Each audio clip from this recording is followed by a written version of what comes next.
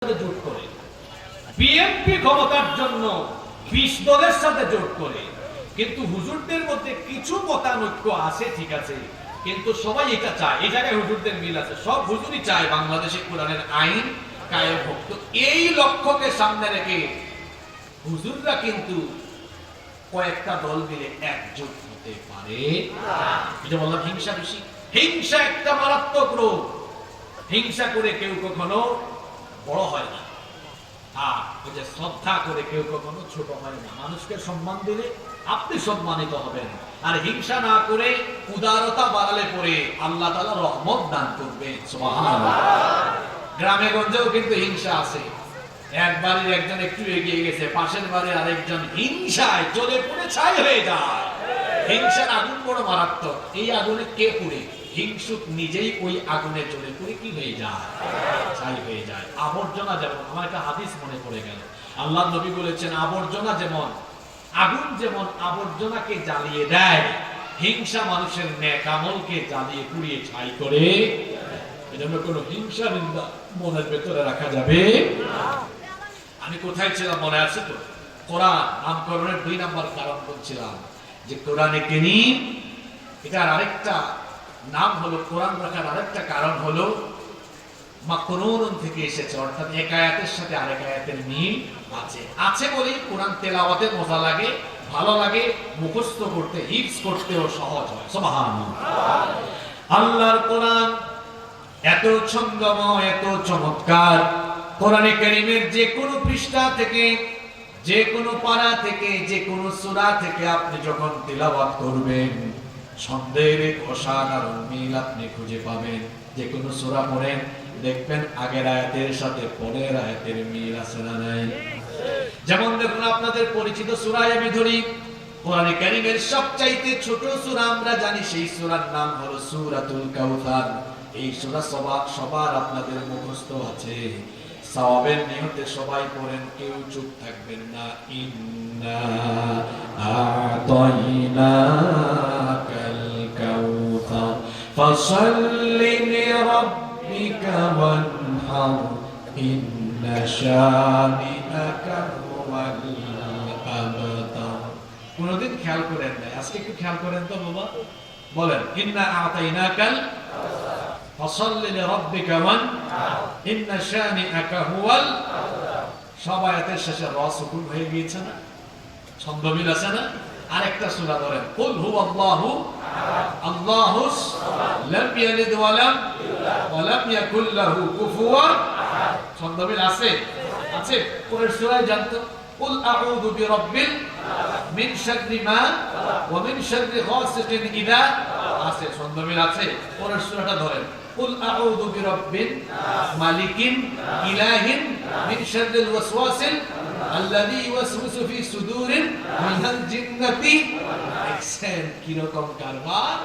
যে কোন সূরায় যান, ইদাস সামাউ ফাতারাত ওয়া ইদাল কাওয়াকিবু ইনতাসারাত ওয়া ইদাল বিহারু ফুজ্জিরাত ওয়া ইদাল কুবুরু বু'থিরাত আলিমাত নাফসুম মা কদ্দামাত ওয়া আখারাত। যেখানেই যাবেন ছন্দের মিল পাবেন। আপনাদের পছন্দের সূরা সূরা রহমান তেলাওয়াত করে দেখেন, এত সুন্দর ছন্দ মিল। আর রহমান আল্লামাল কুরআন খালাকাল ইনসানা আল্লামাহুল বায়ান। এইরকম করে গোটা কোরআনকে ছন্দের অসাধারণ মিল দিয়ে আমাদের জন্য যিনি নাজিল করেছেন তিনি কে? তাহলে কোরআন এর নাম কেন কোরআন? 2টা কারণ বলেছি, মনে থাকবে? আল্লাহ মনে রাখার তৌফিক দেন। কোরআন ছাড়াও কোরআনে কারীমে আরো প্রায় 90টির অধিক নাম আছে। এগুলো হলো কোরআনে কারীমের গুণবাচক নাম। আমি মাস্টার্সে এই বিষয়ে থিসিস করেছিলাম, আওসাফুল কোরআন মিন খিলালিল কোরআনিল কারীম। কোরআনের আলোকে কোরআনের বৈশিষ্ট্য, কোরআনের গুণাবলী। কোরআন ছাড়াও কোরআনের আরো 90টার বেশি কি আছে? এই সবগুলো নাম আবার কোরআনে কারীমের ভিতরে আছে। এখন এই নামের সাথে আবার এই গুণের সাথে আবার আরেকটা জিনিস বলা হয়েছে যে এই গুণে কোরআনওয়ালারা গুণান্বিত হবে। আর এই গুণে যদি আমরা গুণান্বিত হয়ে যেতে পারি, আমাদের জীবন পরিবর্তন হবে, সমাজ এবং রাষ্ট্র পরিবর্তন হয়ে যাবে ইনশাআল্লাহ। গতানুগতিক যেরকম আপনারা আলোচনা শুনেন, আজকে তার চেয়ে কিছুটা ব্যতিক্রম হবে। আমি সবার গভীর মনোযোগ আকর্ষণ করছি। আপনারা কি কয়েক মিনিট সবাই মনোযোগী থাকতে পারবেন ইনশাআল্লাহ? কোরআন ছাড়াও কোরআনে কারিমে, কোরআন তো বললাম এক, 2 নাম্বার আরেকটি নাম হচ্ছে, এই কিতাবের একটা নাম হচ্ছে কারীম, কিন্তু বাংলাদেশে বেশিরভাগ কোরআনে লেখা কোরআন শরীফ। শরীফ কোরআনের কোনো গুণবাচক নাম নয়। এটা ওই বাংলা বাজার থেকে প্রিন্ট করে আর ইচ্ছা মতো লেখা দেয় কোরআন শরীফ। শরীফ কোরআনের কোনো গুণবাচক নাম নয়। কোরআনের গুণবাচক নাম অনেক আছে, যেমন 2 নাম্বার এই কিতাবের নাম হচ্ছে কারীম। কোরআনের একটা নাম হলো কি? রব্বুল আলামিন কোরআনে কারীমের 56 নাম্বার সূরা সূরাতুল ওয়াকিয়াহ এর 77 নাম্বার আয়াতে বললেন, ইন্নাহু লাকুরআনুন কারীম।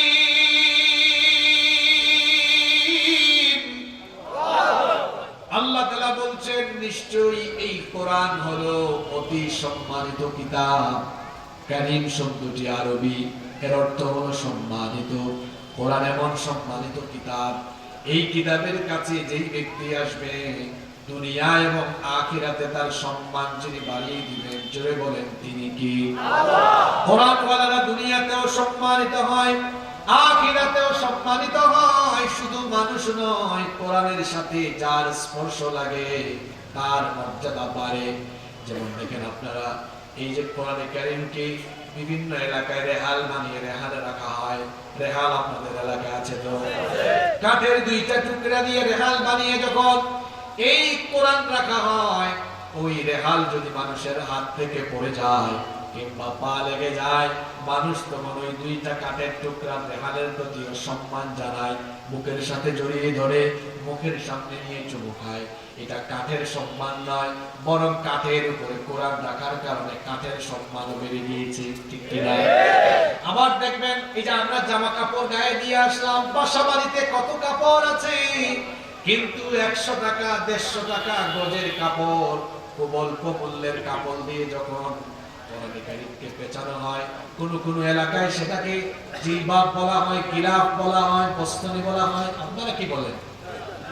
গিলাফ যখন বাঁধা হয়, এই ছোট্ট কাপড়ের টুকরা যদি মানুষের হাত থেকে পড়ে যায় অথবা পায়ে লেগে যায়, মুখের সামনে নিয়ে চুমো খায় কিংবা সালাম করতে থাকে, আমার বাবারা, আমার ভাইয়েরা, যদি 2টা কাঠের টুকরা আর ছোট্ট কাপড়ের টুকরার মর্যাদা কোরআনের সাথে থাকার কারণে বেড়ে যায়, আমার আপনার মতো মানুষ যদি কোরআনের সাথে লেগে থাকতে পারি, আমাদেরকেও দুনিয়া আখিরাতে যিনি সম্মানিত করে দিবেন তিনি কে?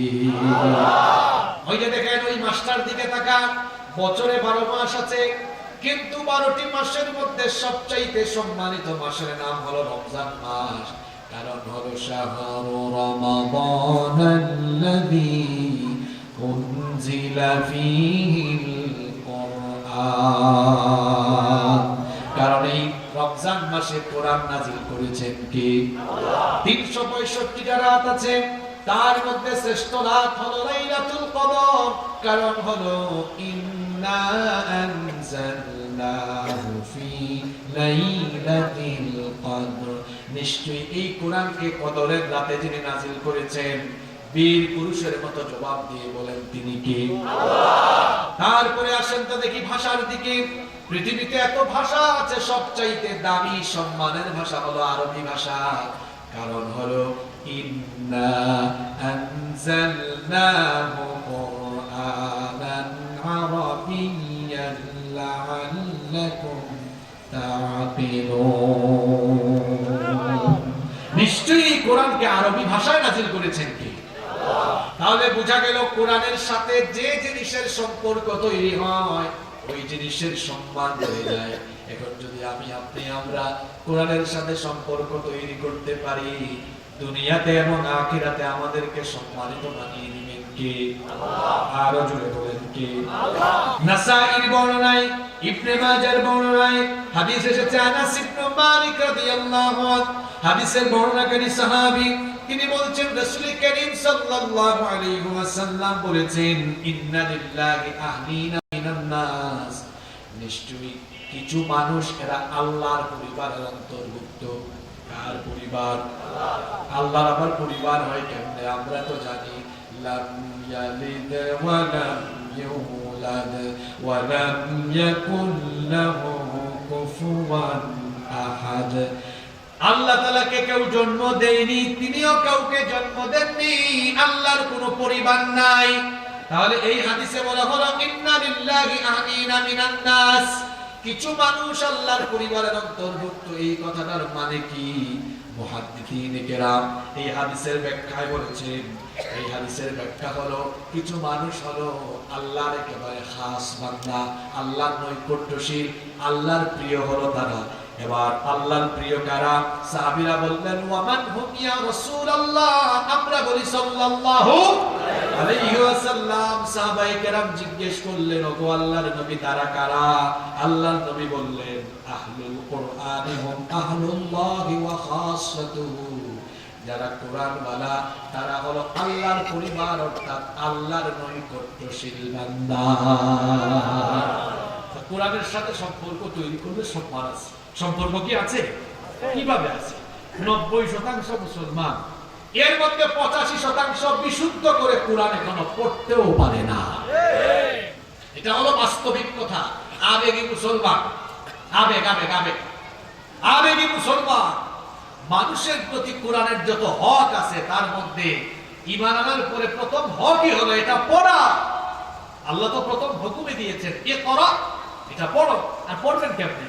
আল্লাহ এটাও বলে দিয়েছেন সূরা মুজাম্মিলের 4 নম্বর আয়াতে কিভাবে পড়তে হবে। আল্লাহ বলেছেন ওয়ারাত্তিলিল কুরআনা তারতিলা, তারতিলের সাথে তাজবিদের নিয়ম কানুন প্রয়োগ করে এটা পড়তে হবে। কত মানুষের নামাজ রুকুতে সাজদাতে নামাজ আদায় করে, এদের নামাজ হয় না কেন? এদের তিলাওয়াত সহি না। নামাজের তিলাওয়াত সহি করে করা ফরজ, নইলে মাখরাজ সিফাত বা তাজবিদের অন্যান্য কায়দা কানুন ঠিক না থাকলে লাহনে জালি হবে। আর লাহনে জালি হয়ে গেলে তার নামাজ বাতিল হয়ে। রুব্বা কারিউল কুরআন ওয়াল কুরআন ইয়ালআনুহু, কোরআনের এমন বহু তেলাওয়াতকারী আছে এরা যখন কোরআন তেলাওয়াত করে সওয়াব পায় না, বরং উল্টা কোরআন এদেরকে লানত দেয়। এরা কারা? যারা বিশুদ্ধ করে কোরআন পড়ে না, কোরআন এদেরকে কি দেয়? আস্তে বলবেন না, জোরে বলেন কি দেয়? আপনি কি লানত পেতে চান না সওয়াব পেতে চান? সওয়াব পেতে হলে বিশুদ্ধ করে কোরআন শেখার দরকার আছে না নাই? মানুষের উপরে আল্লাহর দয়া, আল্লাহর নিয়ামত কম না বেশি? কত বেশি? কত বেশি শুনেন, আল্লাহ নিজেই বলেছেন ওয়া ইন তাউদ্দু নি'মাতাল্লাহি লা তুহসুহা, বান্দা তুমি যদি আমার নিয়ামতের গণনা আরম্ভ করো, গুনতে গুনতে গুনতে গুনতে মালাকুল মউতের সাথে দেখা হয়ে যাবে। তারপরে তোমার পরে আরো মানুষ গুনতে থাকে, গুনতে গুনতে গুনতে গুনতে কিয়ামত হয়ে যাবে, আমার নিয়ামত গণনা করে শেষ করতে পারবা না। এত রহমত আল্লাহর, তিনি তো দয়াবান, তিনি দয়ার সাগর। আল্লাহ তাআলা তার দয়া দিয়ে তার এই যে নাম রহমান, দয়াবান, দয়ার সাগর, এই নামে একটা কোরআনে সূরাও দিয়েছেন। সেই সূরার নাম হলো সূরা রহমান। এই সূরার মধ্যে আল্লাহ তাআলা আয়াতের পর আয়াত ধারাবাহিকভাবে তার দয়ার কথা তুলে ধরেছেন। আর আল্লাহ তাআলা এক দুইটা আয়াতের পরে বারবার প্রশ্ন করেছেন ফাবিআইয়ি আলা'i রাব্বিকুমা তুকাদ্দিবান, তুমি আমার কোন নিয়ামতকে অস্বীকার করতে পারবে? আশ্চর্যের ব্যাপার হলো এই সূরায় আল্লাহ তার দয়ার বর্ণনা দিতে গিয়ে সর্বপ্রথম দয়ার কথা বলেছেন, সর্বপ্রথম দয়ার কথা বলেছেন আর রাহমানু আল্লামাল কুরআনা খালাকাল ইনসানা আল্লামাহুল বায়ান। দয়াবান তিনি, কোরআন শিক্ষা দিয়েছেন তিনি। অন্যান্য দয়ার কথা আগে বলেন নাই, আগে বলেছেন কিসের কথা? কারণ কোরআনই হলো আল্লাহর সবচেয়ে বড় দয়া। কোরআন আল্লাহ না দিলে আমরা সঠিক পথ, জান্নাতের পথ চিন্তা না। আপনি কোথাও যাবেন, সেই জায়গাতে যাওয়ার রাস্তা যদি আপনি না চিনেন, ওখানে পৌঁছাতে পারবেন? পারবেন না। তো আমরা দুনিয়াতে এসেছি কোন পথে চললে আমরা আল্লাহর জান্নাতে যাব এটা আমরা জানি না। কোরআন নাযিল করে এই পথ যিনি চিনিয়ে দিয়েছেন, জুড়ে বলেন তো তিনি কে? সেই কোরআন আজও পড়তে পারেন না আপনি। আহা, এটা কোনো সত্য কথা? 90% মধ্যে 85% বিশুদ্ধ করে এখনো কোরআনই পড়তে পারে। বলছিলাম কোরআনে কারীম, এর একটা নাম হলো কারীম, সম্মানিত। এর কিতাবের সাথে থাকলে সম্মান বাড়িয়ে দিবেন কে? দেখেন আজকে যে ছাত্রদেরকে পাগড়ি দেওয়া হলো, তাদের পিতামাতা কতই না সম্মানিত, তাদের পিতামাতা কতই না সম্মানিত। আপনার সন্তানকে কোরআন শিক্ষা দিলে দুনিয়াতে সম্মান আছে, আখিরাতেও সম্মান আছে। দুনিয়াতে এই সন্তানের পিতামাতার কোনো সম্মান, একজন হাফেজের, একজন আলেমের বাবাকে মানুষ কত সম্মান করে। অনেকে আছে যারা সন্তানদেরকে কোরআন শেখায় না, দিন শিখায় না, দুনিয়াতে এরা অপমানিত হয়, হচ্ছে, আখিরাতেও হবে। এদের সন্তানগুলো চোর হচ্ছে, ডাকাত হচ্ছে, মাদকাসক্ত হচ্ছে, চরিত্রহীন হচ্ছে। তার পিতামাতা যখন রাস্তাঘাটে বের হয়, মানুষ বলে এই যে চোরের বাবা, এই যে ডাকাতের বাবা, এই যে সুদখোরের বাবা, ঘুষখোরের বাবা। আর আরেকজন তার ছেলেকে হাফেজ বানিয়েছে, আলেম বানিয়েছে, মানুষ বলে এই যে হাফেজ সাহেবের বাবা, আলেম সাহেবের বাবা। দুনিয়াতেই সম্মানটা চান না, আখিরাতেও সম্মান। কেমন? যেই সন্তান কোরআনওয়ালা, যাকে তার পিতামাতা কোরআন শিখিয়েছে, কোরআনওয়ালা সন্তানদের পিতামাতাকে কিয়ামতের দিন ডাকা হবে। আল্লাহ তাআলা বলবেন কুল বিসাওয়ালিদাহু তাজান ইয়াউমাল কিয়ামাহ। এই কোরআনওয়ালা সন্তানদের পিতামাতার মাথার মধ্যে নূরের মুকুট পরিধান করিয়ে দাও। দুনিয়ায় আছে সম্মান, আখিরাতেও। আর সন্তানদেরকে দ্বীনের পথে না রাখলে, দ্বীনি শিক্ষা না দিলে, দুনিয়ায় বেইজ্জত যেমন হবে, আখিরাতেও বেইজ্জত হবে। যেই সকল সন্তানদেরকে পিতা মাতা দ্বীনি শিক্ষা দেয়নি, কোরআন শিখায়নি, বিপদগামী এই সন্তানরা যখন জাহান্নামে যাবে, তখন এই সন্তানগুলো আল্লাহ তাআলাকে ফরিয়াদ করবে, আল্লাহ, মানুষের মধ্য থেকে, জিনদের মধ্য থেকে যারা আমাদেরকে পথভ্রষ্ট করেছিল তারা কোথায়? রব্বানা আরিনাল লাযাইনি আদাল্লানা মিনাল জিন্নি ওয়াল ইনস। যারা আমাদেরকে গোমরা বানিয়েছে তারা কোথায়? আমার বাপ কোথায়? আমার মা কোথায়? সঠিক পথ দেখানোর জন্য কেন তারা আমাকে দ্বীনি শিক্ষা দেয় নাই, কোরআন শিক্ষা দেয় নাই? আজ আমার পিতামাতাকে অপরাধী বানিয়ে আমার সামনে হাজির করো। আল্লাহ তখন বলবেন, যদি তোমার পিতামাতাকে অপরাধী বানিয়ে তোমার সামনে আনি তাহলে তুমি কি করবে? এরা তখন বলবে না জাআলহুমা তাহতা আকদামিনা লিয়াকুনা মিনাল আসফালিন। এদেরকে আমাদের সামনে দেন, আমি আমার বাপের বুকের উপরে, আমার মায়ের বুকের উপরে পাড়া দিয়ে আমার পিতা মাতাকে দলিত মথিত করে তারপরে জাহান্নামে যাব। দুনিয়ায় অসম্মান, আখিরাতেও। আর যদি সন্তানদেরকে কোরআনওয়ালা বানাতে পারেন, দুনিয়ায় সম্মান আছে, আখিরাতেও সম্মান। কোরআনে কারীমের আরেকটি নাম হচ্ছে মাজিদ। কোরআনের আরেকটি নাম কি? রব্বুল আলামিন কোরআনে কারীমের 50 নম্বর সূরা সূরাতুল কফের প্রথম আয়াতে বললেন, কফ ওয়াল কুরআনিল মাজিদ। মর্যাদাবান কিতাব, সমুন্নত সুমর্যাদা সম্পন্ন কিতাব কোরআনের কসম। আবার আল্লাহ তাআলা কোরআনে কারীমের 85 নম্বর সূরা সূরা বুরুজের 21 নম্বর আয়াত থেকে বলছেন, বাল হুয়া কুরআনুম মাজিদুন ফি লাউহিন মাহফুজ। এটি মর্যাদা সম্পন্ন কোরআন, কোরআনে মাজিদ, যা সংরক্ষিত আছে সুরক্ষিত ফলক, অর্থাৎ লাউহে মাহফুজে। কোরআন এমন এক কিতাব, এটা তো মাজিদ, মর্যাদাবান কিতাব। এই কিতাবের কাছে আসলে স্ট্যাটাস বাড়ে, মানুষের স্ট্যাটাস বাড়ে। ওমর রাদিয়াল্লাহু আনহু, ওমর ইবনুল খাত্তাব রাদিয়াল্লাহু আনহু কোরআনের কাছে আসার আগ পর্যন্ত ছিলেন মক্কার কুখ্যাত কাফের। আর যখন কোরআনের কাছে আসলেন মর্যাদা কি বাড়া বাড়লো। আল্লাহ নবী বলেছেন লা নাবিয়্যা ওয়ালা রাসূলা মিন বাদি, আমার পরে কোনো নবী নাই, কোনো রাসূল নাই। লাউ কানা নাবিয়্যাম মিন বাদি লাকানা উমর, কেউ যদি আমার পরে নবী হতো তাহলে আমার পরে ওমরকে আল্লাহ নবী বানাতেন। সুবহানাল্লাহ। এই মর্যাদা কিসের কারণে? আরেকজন দেখেন বিলাল রাদিয়াল্লাহু আনহু, উমাইয়া বিন খালফের গোলাম ছিলেন, একজন দাস, দেখতে কুৎসিত কালো, খুব কালো রঙের মানুষ ছিলেন, চেহারা সুন্দর ছিল না, আর ছিলেন একজন চাকর, গোলাম। কোরআনে কারীমের কাছে আসায় তার স্ট্যাটাস, তার মর্যাদা কোথায় গিয়ে ঠেকলো? আল্লাহর নবী মেরাজে সিদরাতুল মুনতাহা ক্রস করার পরে তিনি যখন একাকিত্ব অনুভব করছিলেন, সেখানে তিনি বিলাল রাদিয়াল্লাহু আনহুর পদধ্বনি শুনতে পেয়েছেন। এই কালো বিলালের মর্যাদা এত বাড়লো, আল্লাহর নবী তাকে মুয়াজ্জিন বানিয়ে দিলেন, ইসলামের প্রথম মুয়াজ্জিন। সুবহানাল্লাহ। এখান থেকে একটা শিক্ষা। আচ্ছা, আল্লাহর নবী যখন বিলাল রাদিয়াল্লাহু আনহুকে মুয়াজ্জিন নিয়োগ করেন, তখন কি বিলালের চাইতে সুন্দর চেহারা আর বিলালের চাইতে আরো টাকাওয়ালা পয়সাওয়ালা মানুষ কি তখন ছিল না? কথা বলতে হবে, ছিল কি ছিল না? কিন্তু আল্লাহর নবী মসজিদের মুয়াজ্জিন নিয়োগের ক্ষেত্রেও কি করলেন? সেখানে প্রভাব প্রতিপত্তি টাকা পয়সা দেখলেন না, আল্লাহর নবী আমল দেখলেন, তাকওয়া দেখলেন, পরহেজগারিতা দেখলেন।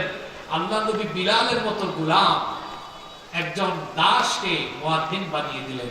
আমরা কি করি? কোয়ালিটি থাকলেও, এই বৈষম্যে ঘেরা বাংলাদেশে যোগ্যতা থাকলেও যোগ্য মানুষকে আমরা যোগ্যতার চেয়ারে বসাই না, অযোগ্যকে আমরা যোগ্যতার চেয়ারে বসাই, আর এটা হলো কিয়ামতের আলামত। তাকায় দেখেন মসজিদের দিকে, বৈষম্য তো মসজিদেও আছে। সভাপতি হওয়ার যোগ্যতা নাই, টাকা আছে, পয়সা আছে, ক্ষমতা আছে, সুদখোর, ঘুষখোর, চাঁদাবাজ, টেন্ডারবাজকে সভাপতি বানায়। টাকা আছে, পয়সা আছে, তাকওয়া নাই, পরহেজগারিতা নাই, সেক্রেটারি বানায়। বাংলাদেশের দিকে তাকান, 5 তারিখের পরে জুলাই আগস্টে রক্ত দিল এক গ্রুপ, মজা নেই আরেক গ্রুপ। কারা? এটাও জানেন না, ঘুমাই গেছেন আপনারা। এরা সব প্রথম আলো আর ডেইলি স্টারের মাল, জানেন না আপনারা। আরে আমি তো বড় চিন্তায় আছি, পেরেশানে আছি। গত 15 বছরের চাইতে আরো ভয়াবহ সময় সামনে আসতেছে। আজকে বলে গেলাম, আপনি জাতীয় আন্তর্জাতিক জ্ঞান না রাখলে, কন্টিনিউয়াসলি এইসব বিষয় নিয়ে পড়াশোনা না করলে আপনি বুঝতে পারবেন না। বর্তমানে যে গভর্নমেন্ট বসেছে, 3 মাসে এরা চূড়ান্ত ব্যর্থতার পরিচয় দিয়েছে। কিচ্ছু করতে পারে নাই, আইন শৃঙ্খলা নিয়ন্ত্রণে আনতে পারে নাই, দ্রব্যমূল্য নিয়ন্ত্রণে আনতে পারে নাই। আজকে কুড়িগ্রামে বলে দিয়ে গেলাম, 1 মাস পরে মানুষ এদের বিরুদ্ধে কি বলবে আপনি কাউকে আটকাতে পারবেন না। রক্ত দিল কারা? জীবন দিল কারা? আজকে শহীদদের রক্তের সাথে বেঈমানি করে ফেসিবাদের দূষণদেরকে আবার পুনর্বাসন করা হচ্ছে। আপনি ঘুমায় আছেন গো, আপনি টের পাচ্ছেন না। সব 3-4 জন বাদে, আমি বলে দিচ্ছি একদম সংখ্যা গুনে গুনে বলে দিলাম, 3-4 জন বাদে সবগুলা প্রথম আলো, ডেইলি স্টার, ভারত আর আমেরিকার মাল। আপনি জানেন না এগুলো? জুলাই আগস্টের আন্দোলনে এদের অবদান কি? এদের অবদান যুবক এবং তরুণরা রক্ত দিয়েছে, জীবন দিয়েছে।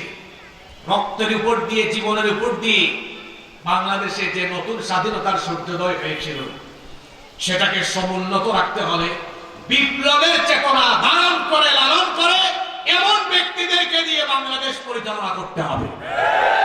নইলে বিপ্লবের চেতনা সমুন্নত রাখা যাবে। সবচেয়ে বড় ভুল হয়েছে, গানের কথা যেহেতু বলেছি বলেই দিই 1 মিনিটে। সবচেয়ে বড় ভুল হয়েছে 5 তারিখ থেকে 8 তারিখ 3 দিন 72 ঘন্টা ভুলের খেসারত আরো 72 বছর দেওয়া লাগবে। বিদেশ থেকে, ওইখান থেকে শিক্ষক, ওইখান থেকে ব্যবসায়ী আইনা ধরে ধরে বসাইছেন।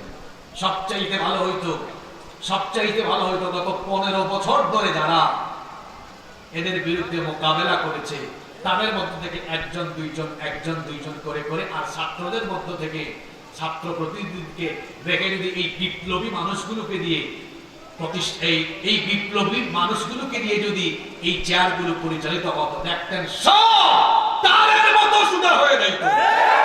এখনো ঘুষ চলে, চাঁদাবাজি চলে, টেন্ডারবাজি চলে। যদি বিপ্লবী চেতনার মানুষগুলো থাকতো, ঘুষখোরদেরকে অফিসের সামনে উল্টা করে ঝুলাইয়া পিটাইতো। সিস্টেম আগের মতোই আছে, শুধু নামটা চেঞ্জ হয়েছে। আপনি ঘুমায় আছেন জানেন, এখনো সময় আছে, এখনো সময় আছে।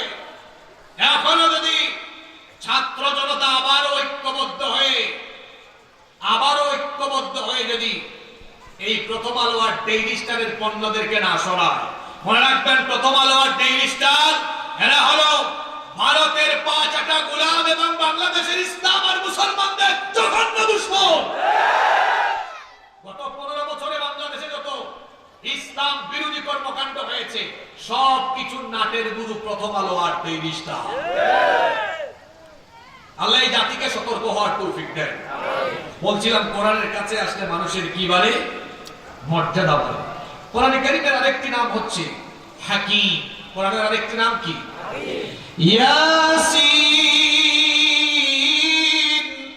ওয়াল কুরআনিল হাকিম।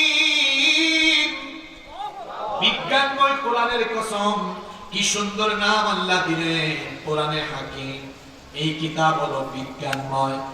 আশ্চর্য।